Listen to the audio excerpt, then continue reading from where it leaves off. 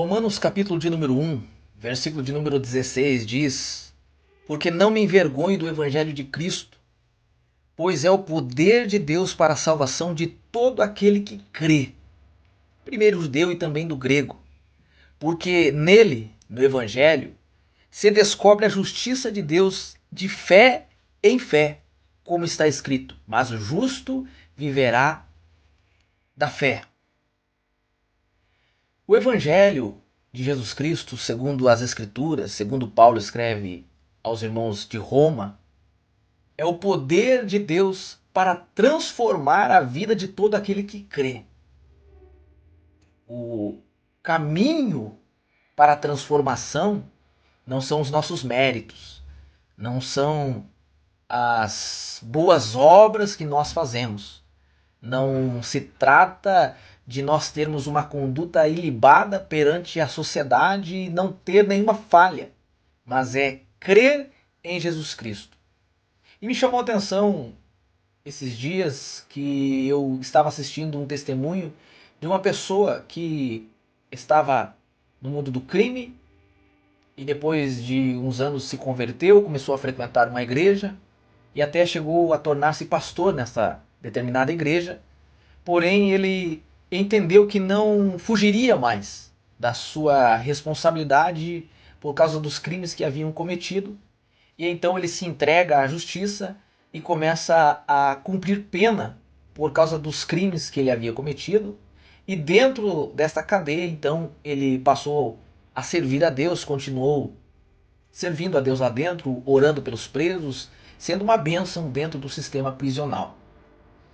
E após o tempo da sua pena, então ele sai e os seus colegas pastores foram recebê-los na saída e gravaram ali um vídeo contando o seu testemunho, ele todo alegre, pois cumpriu a sua pena e lembrando do período que esteve lá dentro, sendo uma bênção para os demais presos, inclusive orando pelos outros presos.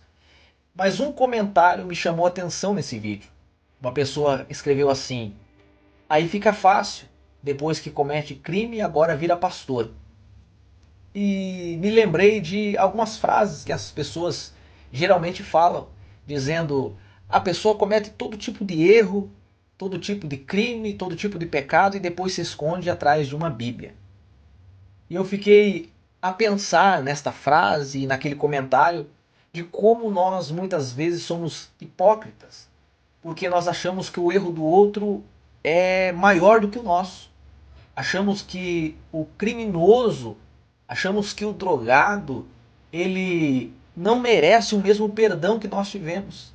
Como se nós fôssemos melhores. Nos lembrando até daquela história que Jesus conta do publicano e do fariseu, que sobem ao templo para orar, para falar com Deus, e o fariseu todo cheio de razão, dizendo: graças te dou a Deus, porque não sou igual aos demais homens, porque oro, porque jejuo, porque entrego o dízimo. E o publicano dizendo: Senhor, tenha misericórdia de mim, que sou pecador. E ele não ousava nem olhar aos céus, Jesus diz. Mas Jesus fala: quem desceu para sua casa justificado foi o publicano, porque ele reconheceu o seu estado de miséria sem Cristo.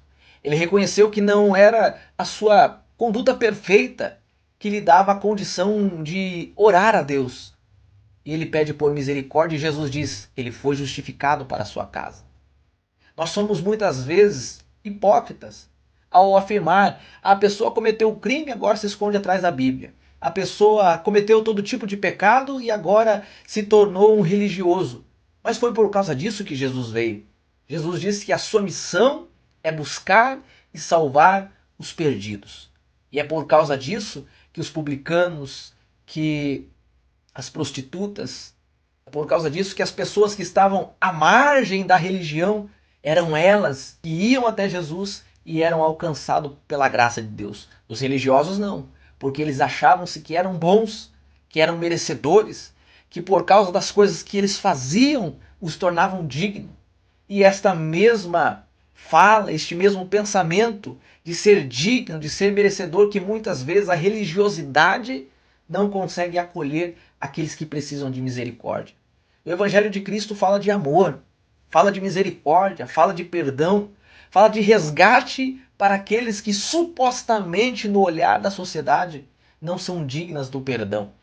Aqueles que olham muitas vezes para o criminoso, para o drogado, dizendo, mas este agora está se escondendo. Muitas vezes tem a vida, tem o coração pior do que aquele que vai lá e reconhece: Deus, eu preciso da sua misericórdia, eu preciso da sua graça.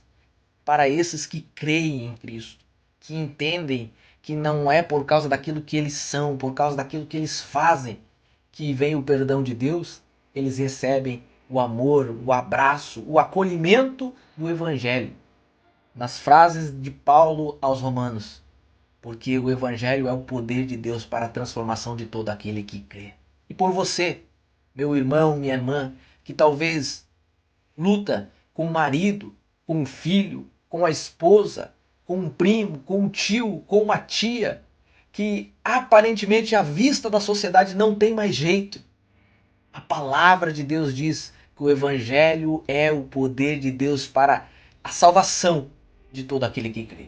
Não desista, continue orando, continue falando do amor de Jesus para ele, sabendo que a qualquer momento o Senhor pode alcançar ele com graça e com misericórdia. O Espírito Santo, o Consolador enviado, Jesus disse, ele é quem convence o homem do pecado, da justiça e do juízo. O nosso papel é continuar falando do amor de Cristo. É continuar dizendo, Jesus veio por causa dos pecadores.